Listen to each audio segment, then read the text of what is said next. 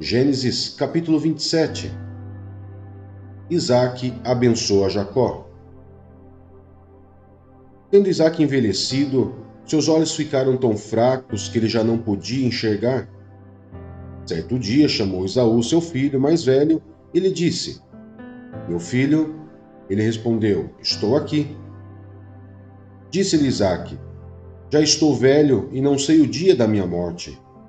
Pegue agora suas armas, o arco e a aljava, e vá ao campo caçar alguma coisa para mim.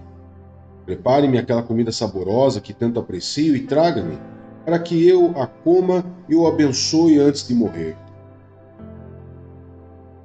Ora, Rebeca estava ouvindo o que Isaque dizia a seu filho Esaú. Quando Esaú saiu ao campo para caçar, Rebeca disse a seu filho Jacó: Ouvi seu pai dizer a seu irmão Esaú: Traga-me alguma coisa e prepare-me aquela comida saborosa, para que eu a coma e o abençoe na presença do Senhor antes de morrer. Agora, meu filho, ouça bem e faça o que lhe ordeno. Vá ao rebanho e traga-me 2 cabritos escolhidos, para que eu prepare uma comida saborosa para seu pai, como ele aprecia. Leve-a então a seu pai, para que ele a coma e o abençoe antes de morrer.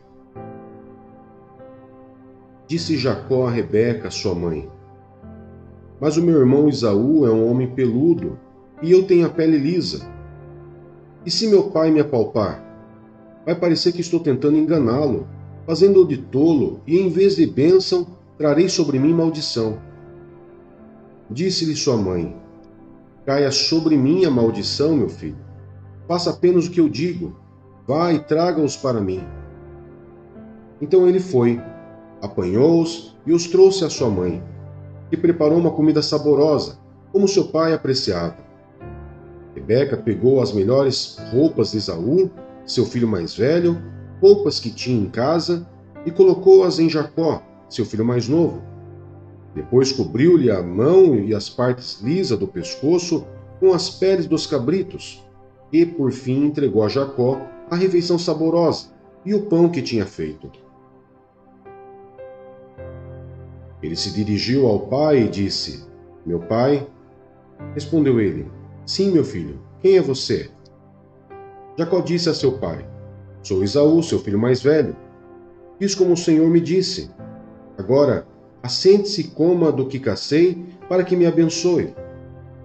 Isaque perguntou ao filho: Como encontrou a caça tão depressa, meu filho? Ele respondeu: O Senhor, o seu Deus, a colocou no meu caminho. Então Isaque disse a Jacó: Chegue mais perto, meu filho, para que eu possa palpá-lo e saber se você é realmente meu filho Esaú. Jacó aproximou-se de seu pai Isaque, que o palpou e disse: A voz é de Jacó, mas os braços são de Esaú. Não o reconheceu, pois seus braços estavam peludos como os de Esaú, seu irmão, e o abençoou. Isaque perguntou-lhe outra vez: Você é mesmo meu filho Esaú? E ele respondeu: Sou. Então ele disse: Meu filho, traga-me da sua caça, para que eu coma e o abençoe. Jacó a trouxe, e seu pai comeu. Também trouxe vinho, e ele bebeu. Então seu pai Isaque lhe disse: Venha cá, meu filho, dê-me um beijo. Ele se aproximou e o beijou. Quando sentiu o cheiro de suas roupas, Isaque o abençoou, dizendo: Ah, o cheiro do meu filho é como o cheiro de um campo que o Senhor abençoou. Que Deus lhe conceda do céu o orvalho e da terra a riqueza, com muito cereal e muito vinho. Que as nações o sirvam e os povos se curvem diante de você. Seja o Senhor dos seus irmãos e curvem-se diante de você os filhos de sua mãe. Malditos sejam os que o amaldiçoarem e benditos sejam os que o abençoarem. Quando Isaque acabou de abençoar Jacó, mal tendo ele saído da presença do pai, seu irmão Esaú chegou da caçada. Ele também preparou uma comida saborosa e a trouxe a seu pai, e lhe disse: Meu pai, levante-se e coma da minha caça, para que o Senhor me dê a sua bênção. Perguntou-lhe seu pai Isaque: Quem é você? Ele respondeu: Sou Esaú, seu filho mais velho. Profundamente abalado, Isaque começou a tremer muito e disse: Quem então apanhou a caça e a trouxe para mim?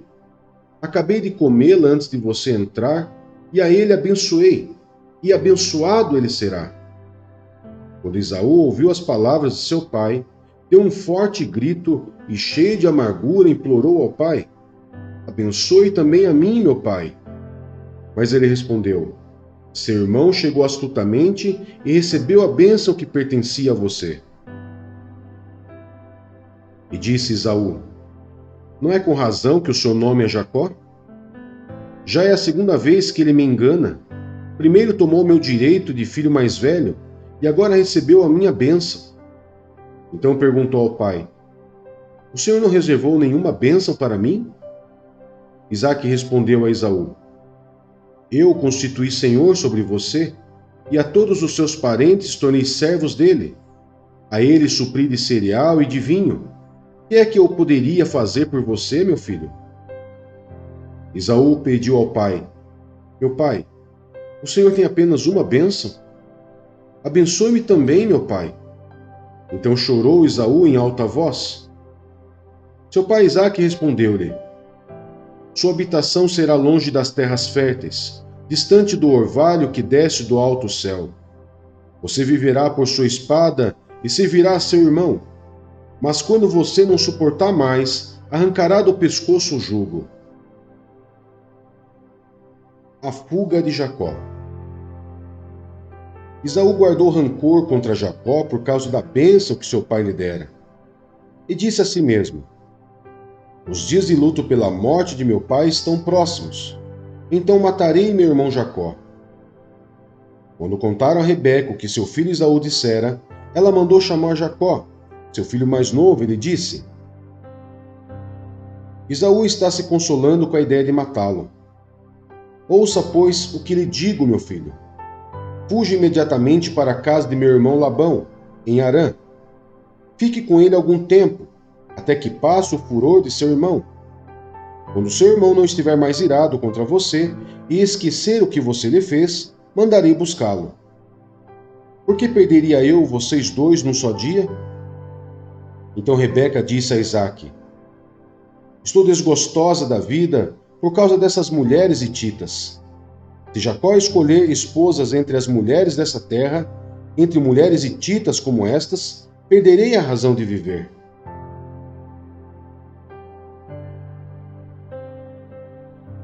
Mateus, capítulo 26. A conspiração contra Jesus. Quando acabou de dizer essas coisas, Jesus disse a seus discípulos: Como vocês sabem, estamos a 2 dias da Páscoa, e o Filho do Homem será entregue para ser crucificado. Naquela ocasião, os chefes dos sacerdotes e os líderes religiosos do povo se reuniram no palácio do sumo sacerdote, cujo nome era Caifás, e juntos planejaram prender Jesus à traição e matá-lo. Mas diziam: Não durante a festa, para que não haja tumulto entre o povo. Jesus é ungido em Betânia. Estando Jesus em Betânia, na casa de Simão, o leproso, aproximou-se dele uma mulher com um frasco de alabastro, contendo um perfume muito caro. Ela o derramou sobre a cabeça de Jesus, quando ele se encontrava reclinado à mesa. Os discípulos, ao verem isso, ficaram indignados e perguntaram: Por que este desperdício? Esse perfume poderia ser vendido por alto preço e o dinheiro dado aos pobres. Percebendo isso, Jesus lhes disse: Por que vocês estão perturbando esta mulher? Ela praticou uma boa ação para comigo, pois os pobres vocês sempre terão consigo, mas a mim vocês nem sempre terão. Quando derramou esse perfume sobre o meu corpo, ela o fez a fim de me preparar para o sepultamento. Eu lhes asseguro que em qualquer lugar do mundo inteiro, onde este evangelho for anunciado, também o que ela fez será contado em sua memória. A conspiração. Então um dos 12, chamado Judas Iscariotes, dirigiu-se ao chefe dos sacerdotes e lhes perguntou: O que me darão se eu entregar a vocês? e lhe fixaram o preço, 30 moedas de prata. Nesse momento em diante, Judas passou a procurar uma oportunidade para entregá-lo. A ceia do Senhor. No primeiro dia da festa dos pães sem fermento, os discípulos dirigiram-se a Jesus e lhe perguntaram: Onde queres que preparemos a refeição da Páscoa? Ele respondeu dizendo que entrassem na cidade, procurassem um certo homem e lhe dissessem: O mestre diz: O meu tempo está próximo. Vou celebrar a Páscoa com meus discípulos em sua casa. Os discípulos fizeram como Jesus os havia instruído e prepararam a Páscoa. Ao anoitecer, Jesus estava reclinado à mesa com os 12. Enquanto estavam comendo, ele disse: Digo-lhes que certamente um de vocês me trairá. Eles ficaram muito tristes e começaram a dizer-lhe, um após o outro: Com certeza não sou eu, Senhor. Afirmou Jesus: Aquele que comeu comigo do mesmo prato há de me trair. O Filho do Homem vai, como está escrito a seu respeito, mas ai daquele que trai o Filho do Homem. Melhor lhe seria não haver nascido. Então, Judas, que haveria de traí-lo, disse: Com certeza não sou eu, mestre. Jesus afirmou: Sim, é você. Enquanto comiam, Jesus tomou o pão, deu graças, partiu-o e deu aos seus discípulos, dizendo: Tomem e comam, isto é o meu corpo. Em seguida tomou o cálice, deu graças e o ofereceu aos discípulos, dizendo: Bebam dele todos vocês, isto é o meu sangue da aliança, que é derramado em favor de muitos, para perdão de pecados. Eu lhes digo que de agora em diante não beberei deste fruto da videira, até aquele dia em que beberei o vinho novo com vocês no reino de meu Pai. Depois de terem cantado um hino, saíram para o Monte das Oliveiras.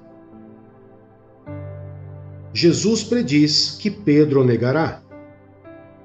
Então Jesus lhes disse: Ainda esta noite todos vocês me abandonarão, pois está escrito: Ferirei o pastor, e as ovelhas do rebanho serão dispersas.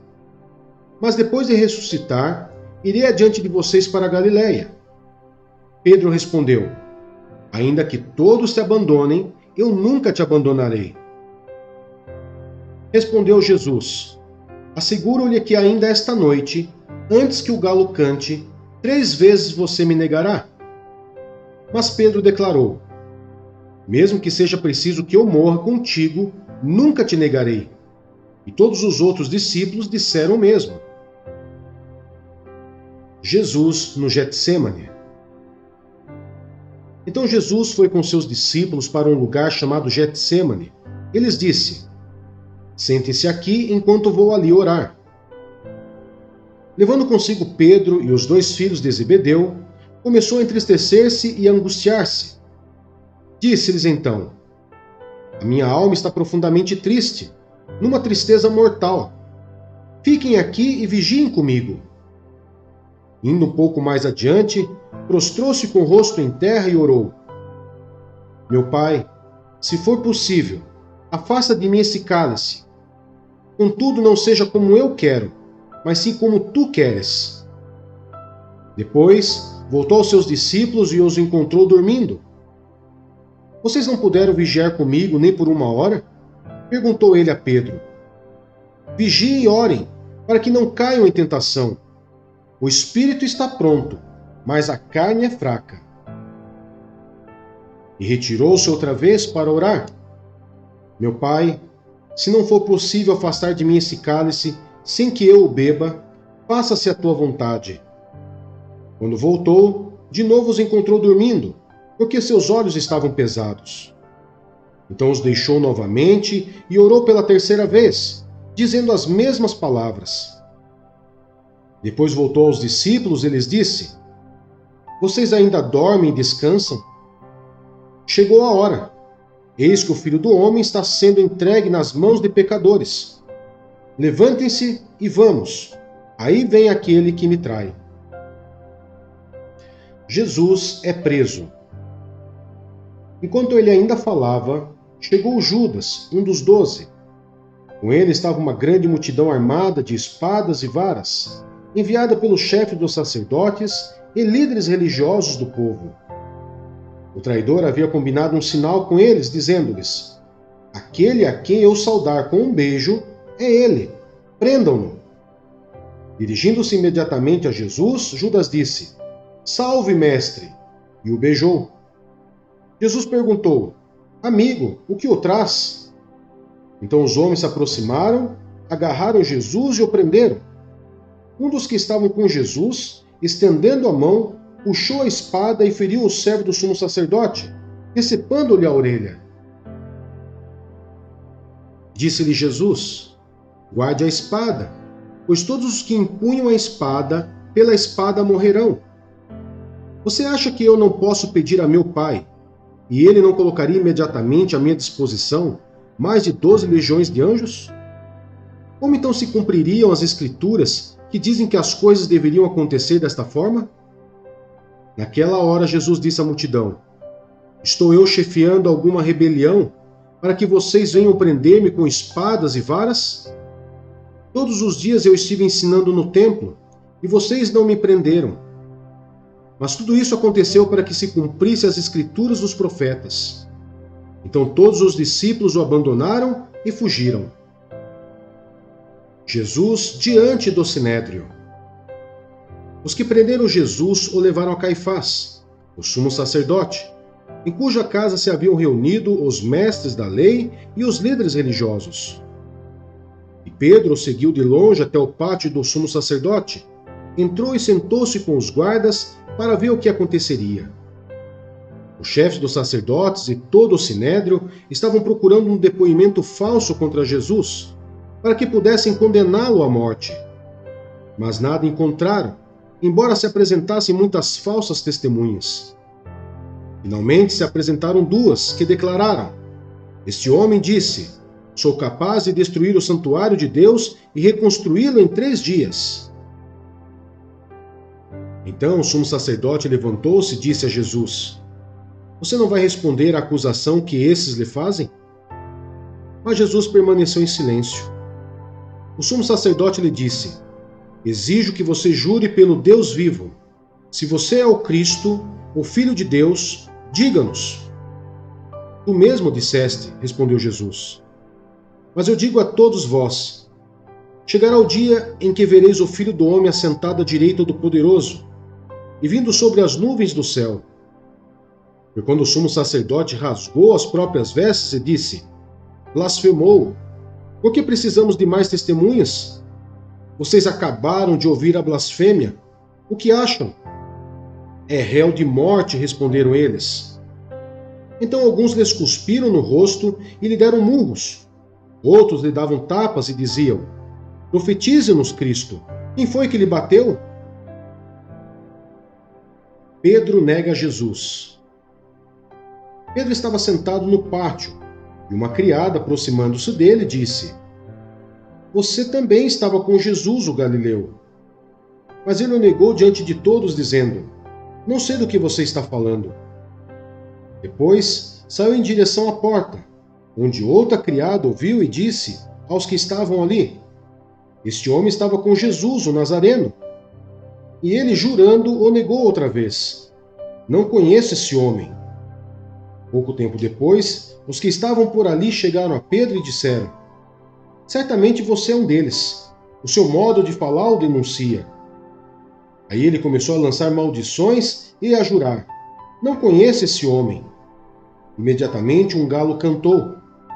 Então Pedro se lembrou da palavra que Jesus tinha dito: Antes que o galo cante, você me negará 3 vezes. E saindo dali, chorou amargamente.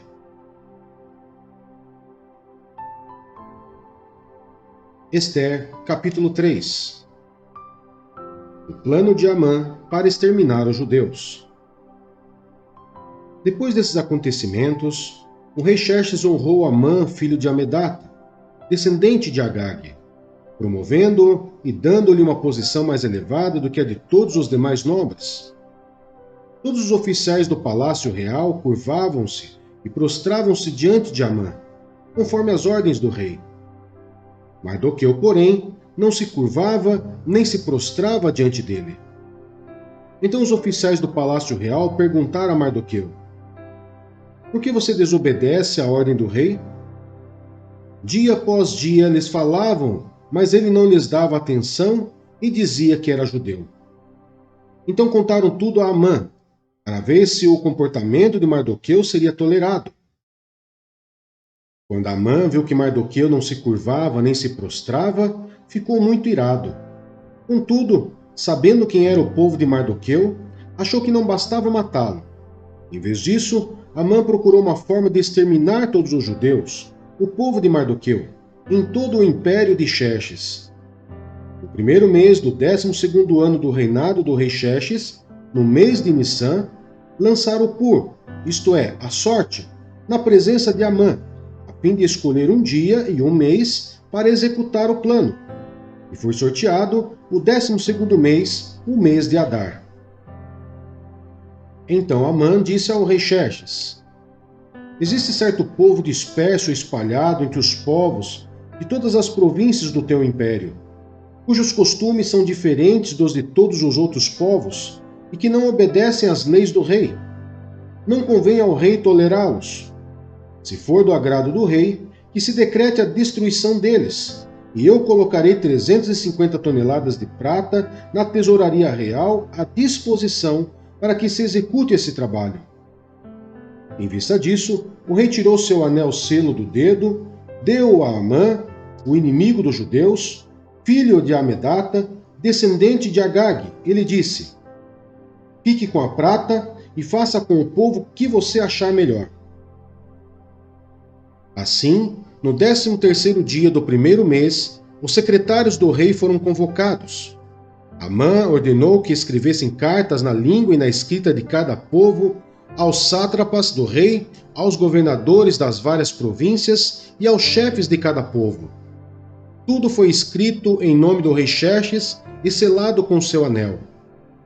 As cartas foram enviadas por mensageiros a todas as províncias do império com a ordem de exterminar e aniquilar completamente todos os judeus, jovens e idosos, mulheres e crianças, num único dia, o 13º dia do 12º mês, o mês de Adar, e de saquear os seus bens. Uma cópia do decreto deveria ser publicada como lei em cada província e levada ao conhecimento do povo de cada nação, a fim de que estivessem prontos para aquele dia. Por ordem do rei, os mensageiros saíram às pressas, e o decreto foi publicado na cidadela de Suzã. O rei e Amã assentaram-se para beber, mas a cidade de Suzã estava em confusão.